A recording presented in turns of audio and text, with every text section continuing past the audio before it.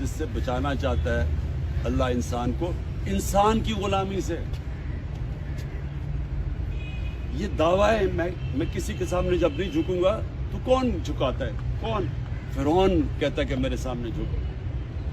ہر طاقتور ڈکٹیٹر کہتا ہے کہ میں جو مرضی کروں، تم میرے غلام ہو، تم کچھ نہیں کر سکتے. یہ جو آج پاکستان میں ہو رہا ہے یہ کیا ہو رہا ہے؟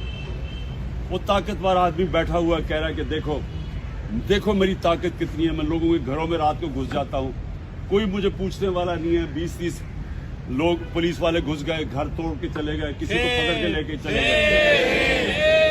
جو آپ کی ابھی ایک بھکلا تھی آپ کی، اس کو انہوں نے 2 دن پہلے اس کو اٹھا لیا رات کو جا کے گھر سے کہ جی مومنہ خان کہ جی وہ جیو فینسنگ کے اندر وہ زبان پاک میں نظر آئی تھی.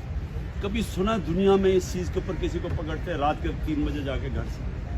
دہشت پھیلائی ہوئی ہے کہ ہم وہ طاقت ہے، ہم جو مرضی چاہے کر سکتے ہیں، آپ ہمارے غلام ہیں. دیکھیں یہ آپ نے سمجھنا ہے کہ غلام قوم کبھی اس کا مستقبل نہیں ہوتا.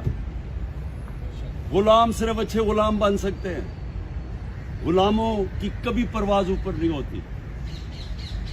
مدینہ کی ریاست اللہ جب آپ کو کہتا ہے کہ نبی کی سنت پہ چلو، تو مدینہ کی ریاست ہمارے نبی صلی اللہ علیہ وسلم کی سنت تھی. اور کیا ہوا تھا وہاں؟ وہ ریاست میں دنیا کی تاریخ کا سب سے بڑا انقلاب آیا.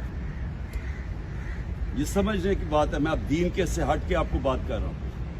میں ایز ایک تاریخ کا تجزیہ نگار بات کر رہا ہوں. آپ 625 جنگ بدر، 313 لوگ لڑنے والے، 625 636 11 سال کے بعد یارموک کی جنگ ہوتی ہے. دنیا کی تاریخ میں ورلڈ ہسٹری میں لکھا ہوا ہے. 11 سال کے بعد جو اس وقت کی سپر پاور تھی رومن بیزنٹائن ایمپائر، وہ یارموک میں مسلمانوں کے سامنے گھٹنے ٹیک دیتی. 1 لاکھ ہوتی ہے ان کی لڑنے والی فوج. تو 1 لاکھ فوج ان کی، تو 313 سے یہ پہنچ گئے تھے میرے خیال میں 35,000 پر. تو 35,000 کے سامنے سپر پاور پہلی گرتی ہے. اور اگلے سال قدسیہ میں جو دوسری سپر پاور ہے وہ ان کے سامنے گر جاتی ہے. 11 اور 12 سالوں کے اندر 2 سپر پاورز گرتی ہیں. اب ذرا یہ سوچیں کہ وہ کیا انقلاب آیا تھا. وہی لوگ تھے، وہی عرب تھے جن کو کوئی پوچھتا ہی نہیں تھا. تو وہ کیسے ایک اتنا بڑا انقلاب آیا کہ وہ ورلڈ ہسٹری کہتی ہے کہ ایک دم دنیا کی تاریخ بدل گئی. اگلے 700 سال تک دنیا کی سپر پاور بنے رہا.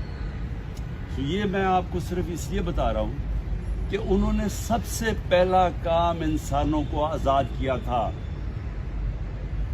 اور آزادی سب سے پہلی دی تھی یہ جو آپ کہتے ہیں نا بت توڑے تھے.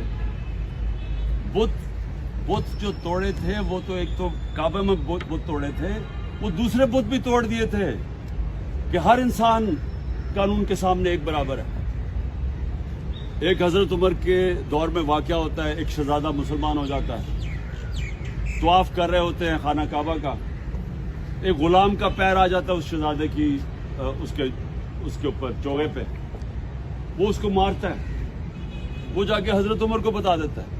حضرت عمر دونوں کو بلا لیتے ہیں. وہ شہزادے سے پوچھتے تم نے مارا تھا اس کو؟ اس نے کہا مارا تھا.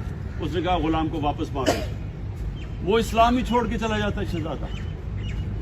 لیکن مسلمانوں کا جو انصاف تھا